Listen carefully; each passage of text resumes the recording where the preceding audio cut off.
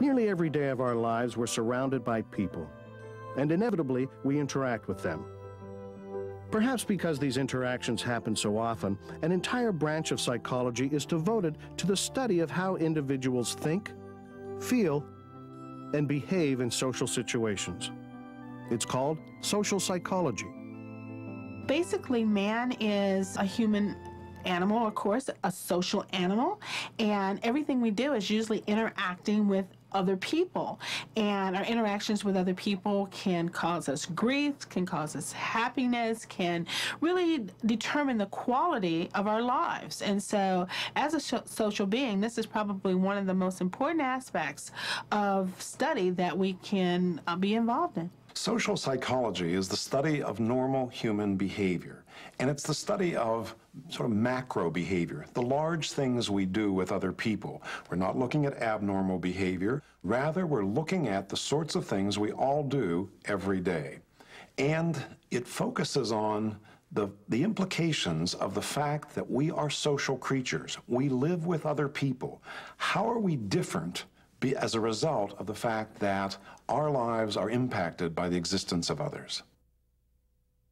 One of the key areas of interest to social psychologists is a process called social cognition. This includes how we form impressions of other people, how we interpret the meaning of other people's behavior, and how our behavior is affected by our attitudes. One situation where social cognition is easy to recognize is the blind date. A blind date raises certain expectations, and so certainly you have some ideas about what the etiquette of a blind date is and how things are likely to proceed and so on. So you have some social cognition, some knowledge going in. But when you see a picture, the picture obviously conveys lots of impressions, or can be used to form lots of impressions. How are they dressed? What's their expression? How attractive are they? What do they seem to be communicating in the picture? He looks like he's really nice and friendly, very outgoing, enjoys life, and yeah, looks like an outdoors guy. And the winner is?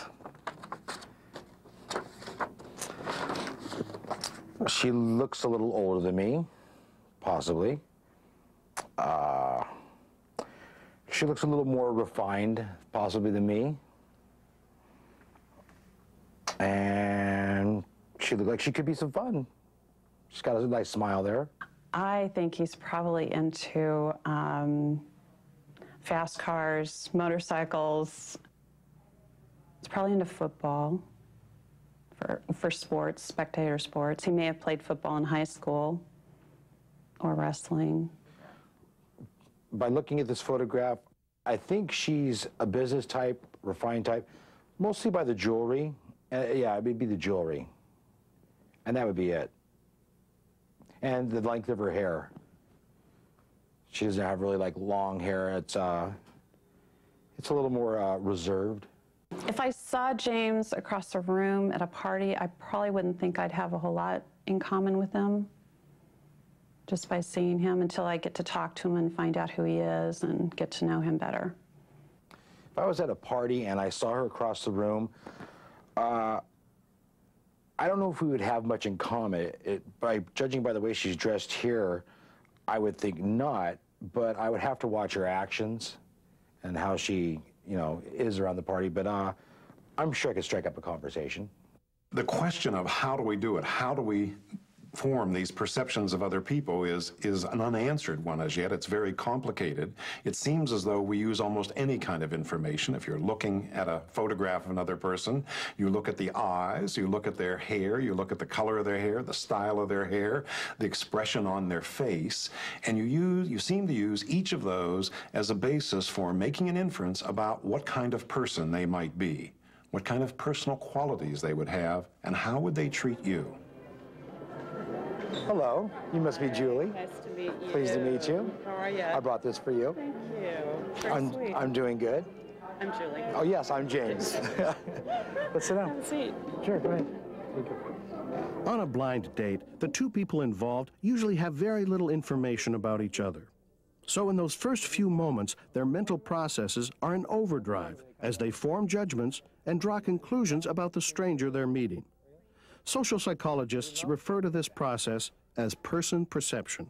When we're forming an impression of another person, what are they like? What are their attributes? How are they going to behave toward it? We call it person perception because you're forming a perception of another person. We make a distinction between person perception and social cognition, where social cognition tends to refer to a much more general definition or conception of a social situation. Okay, one decaf. Well, if I went small, that might have been wrong. Who knows? Great, thanks. This will warm us up. Yeah, it's been quite chilly. I got you some sweet and low. There you go. The blind date represents a perfect place to see social cognition or person perception in action, because what we're doing is looking at everything about the person, from their appearance to us, to small things that they do. You know, how do they greet us? Do they shake our hand? Do they give us a hug up front? And each one of those small behaviors is used as a basis for making an inference or a judgment about what this person is like.